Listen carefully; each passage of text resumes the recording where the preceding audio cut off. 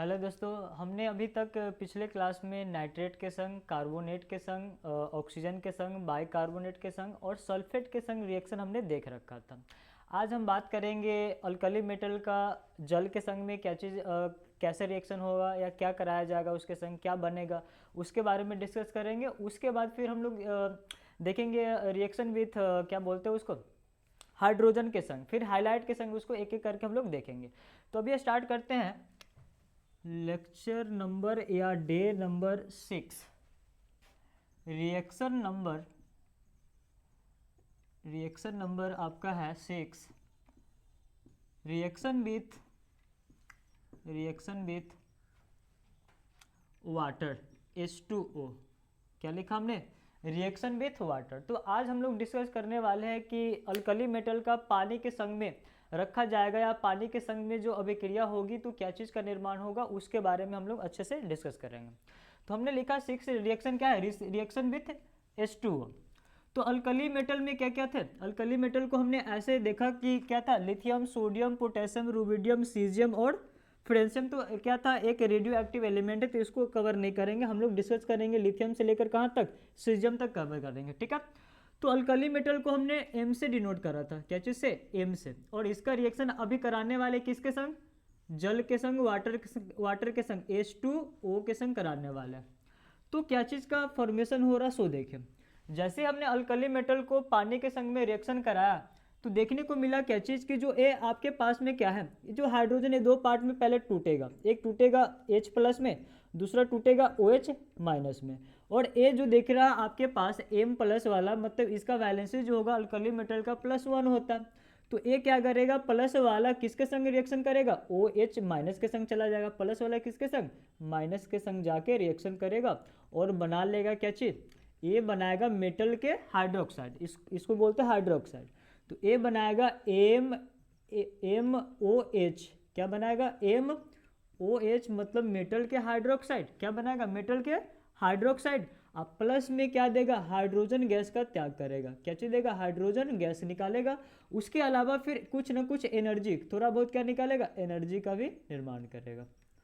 तो इस वाले रिएक्शन में हमने क्या करा कि जैसे अल्कली मेटल को पानी के संग में रिएक्शन कराया तो मेटल के हाइड्रोक्साइड का निर्माण हो रहा, उसके अलावा हाइड्रोजन गैस वहां से रिलीज होगा, उसके अलावा क्या रिलीज होगा, एनर्जी रिलीज होगा, उसमें छेपी एक तरह का क्या होगा, वहां से बहुत सारा एनर्जी निकलेगा, हीट निकलेगा।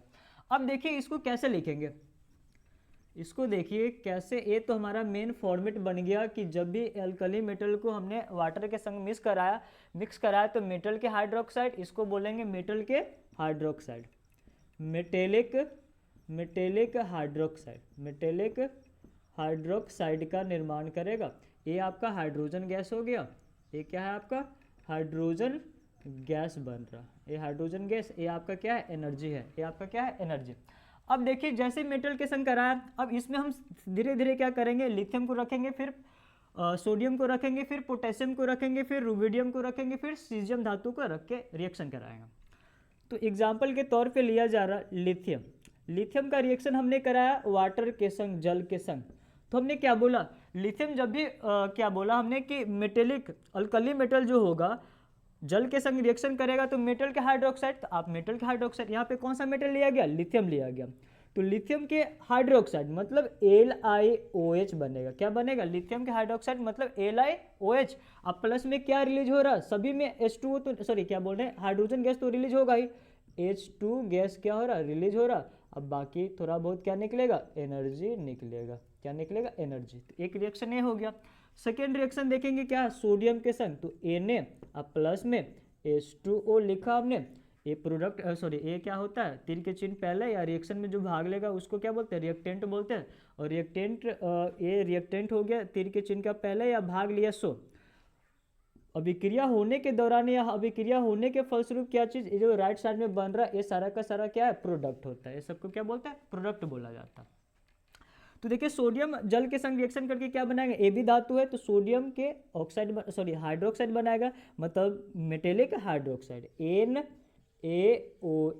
NaOH बनेगा। अब प्लस में फिर क्या बनेगा, हाइड्रोजन गैस तो रिलीज करेगा ही, H2 गैस रिलीज कर रहा, अब प्लस में एनर्जी भी देगा, साथ साथ में क्या देगा, एनर्जी दिया।